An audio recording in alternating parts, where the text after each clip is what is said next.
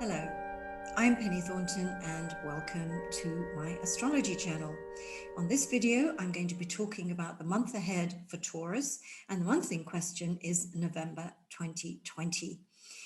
Now, what I like to do in these monthlies is give you a sort of sense of what's, the shape of things to come, but it's a loose shape because you come to that experience in your own unique way. And that's very important to realize, because I think sometimes we feel maybe we're ruled by the stars and we don't have any kind of maneuverability. That's it. But we do. And even though sometimes we get a thunderbolt effect, so something happens and then we're stuck with it, in the wake of it, we still get to make a decision. And that really is the way to think of those things. But always firmly put it back in your shoes. You're the driver of this particular bus. And it's your outlook, and a new outlook changes outcomes. And that's the whole way I look at astrology. So really, we're in the world of relationships for November. And the reason why will become clear very shortly, because here, if we see the sign of Taurus, which we place here on the first house, because it's all about you and how the planets are situated in your sphere, is here. And when we come to look at the sun, the symbol here, it's in the area of relationships. So all the way through November, the accent is on other people, the impact other people have on your life, the whole, means of relationships, what the dialogues, the development of relationships, whether they're working relationships, family relationships, romantic relationships, marriages, fairly and squarely in this area of the chart. And it must be said that in some ways this month, you have to listen to the people. It's a time when other people's needs, their feelings, their desires are going to be made much more stronger. They're stronger than yours. And so you have to accommodate other people. Doesn't mean you don't have any say in it, but it does mean you've got to listen to them first. And that perhaps some of the things that happen with relationships during the course of November will come as a great surprise. It would be like, I never thought that would happen. And we'll discuss that as we go on. I really, though, want to start in October. Now, we're talking about the very end of October. The sun is in the very, very early degrees of Scorpio, and it's a full moon, the full moon conjunct Uranus, the moon in Taurus conjunct Uranus. And what we're looking at here on the 30th or 31st of October is some kind of event that really does change the landscape. Now, we may be looking at something that happens on the world stage, to a country or whatever, but that has an impact on us. But we've also got to remember that our life have the effect of, landscape changes happen to us too. And of course, we're in the area of relationships here. So as we enter the month of November, after the full moon conjunct Uranus on the 31st, perhaps a degree of the early part of that month is spent either picking up the pieces and trying to figure out where to put them, or it's continuing on now with a very new thing that came into being. Now, the thing about full moons, especially like this one, when it's on your relationship axis, is that we're looking at closure and completion. So a deal can be done. In other words, if you're ready to get married, what better time than a full moon? Perhaps not a full moon conjunct Uranus, because there might be a few changes around the wedding day, and maybe life as a couple will have a lot of surprises, even if those are welcome surprises. But it's also about, closure and completion with contracts, maybe business contracts or other things that amount to a deal is done, something's done and dusted. And of course, once that happens, we've done and dusted, then we can move on and a new chapter opens. And that's the theme around the end of October. Now, because the moon is conjunct Uranus here, we want to trace its journey round the horoscope throughout November. So it comes here first on the 7th. It gets over here next to the sun. That's well, it's a bit before then. So we're looking at the 14th of November. And then we're coming here, the moon in Aquarius, and we look at that on the 20th of the month. And then as we finally come towards the end of the month, we're right here on the 27th of November. The moon is back in your sign, conjunct Uranus. It's done quite a trip around the zodiac. And you may find that that's why November is such an interesting month, because you come full circle in November. So let's kick off really with the beginning of the month. And we have Mercury angling Saturn. Mercury is retrograde, so there have been a few bumps and perhaps some detours and diversions and go slows going on with communications throughout the second half of October. And so by the time we come to the 1st of November, it may be that there really is something that needs to be solved pretty quickly. There's either been a delay with something, or there's a problem that has appeared that now needs, quite a lot of handling. Mercury turns direct on the 3rd, so answers are going to be forthcoming from that point. News, information comes in that now you can put to good use, but it squares Saturn again on the Friday, which gives me this kind of sense in general that what seemed to be a difficulty and perhaps not knowing quite what to do at the start of the month, by the 6th of the month, there are some pieces of the puzzle beginning to come together so that you can see your way forward. Now, in reference to the Uranus factor throughout the month, I have really sort of talked about in the main the idea of closure and completion and of endings and signing and sealing deals. But one of the other factors about Uranus, especially when it's linked to the moon or to Venus, which it will be at the end of November and across from Mercury on the 17th of November, is that sometimes you meet someone new on that kind of influence, and it really is electric, that the sparks are flying, and that does turn out to be the beginning of a very important relationship. I mean, sometimes with Uranus, you have to give a relationship a lot of room to breathe. It's not going to come into a conventional form, maybe because you are with somebody or they're with you, and it's not a very conventional arrangement. So give it room. But sometimes these relationships are a little short-lived. They don't last forever, but that doesn't necessarily undermine their impact on your life. When Uranus brings something roaring into your life, it's life-changing. And there are other reasons why that might be applicable in November as well.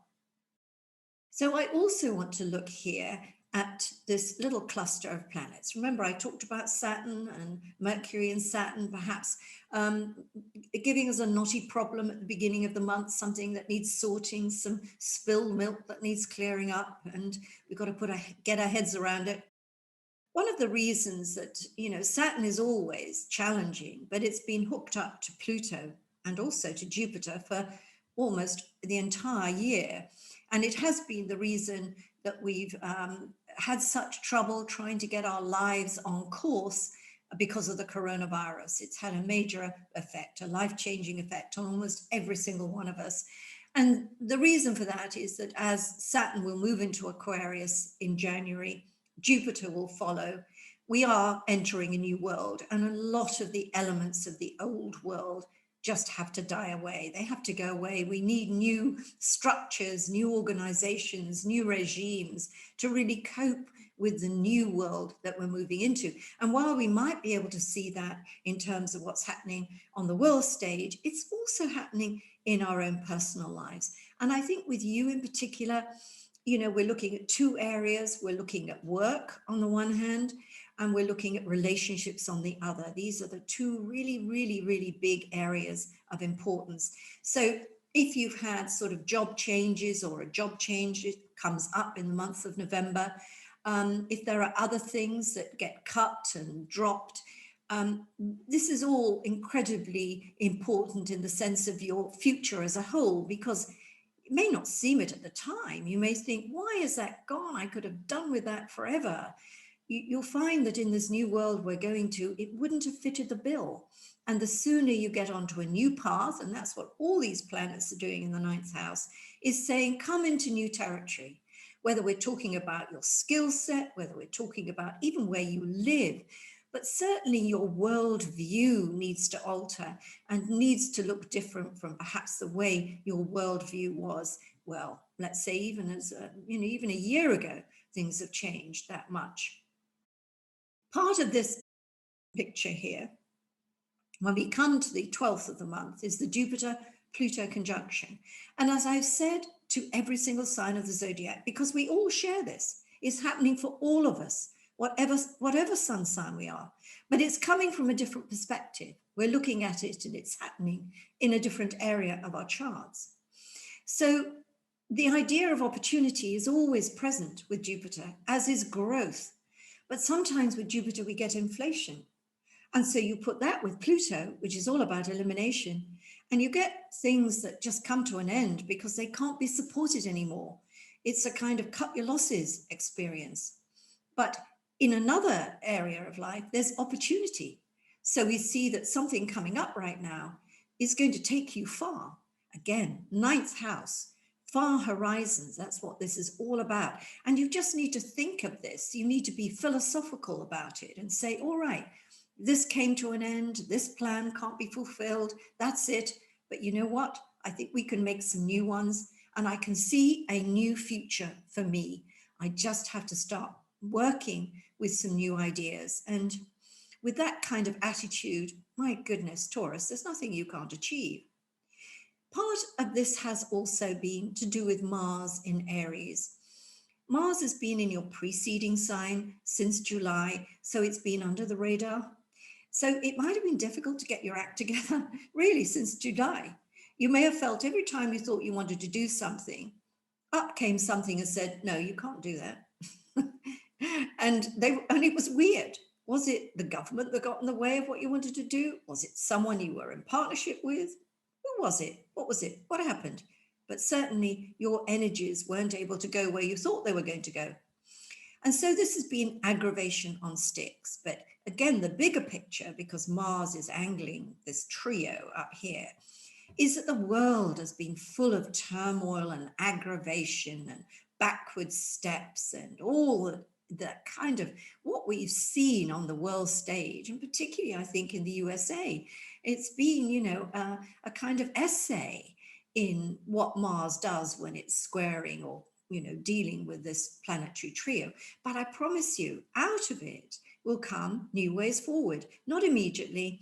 I think it's going to take until next year, the beginning of next year, before we start to see things get into shape once more. And that really applies to your life. And I want you to think of that. If things aren't happening quickly enough, just think, have a little patience, because they will. And they actually begin to get straight from this middle part of November.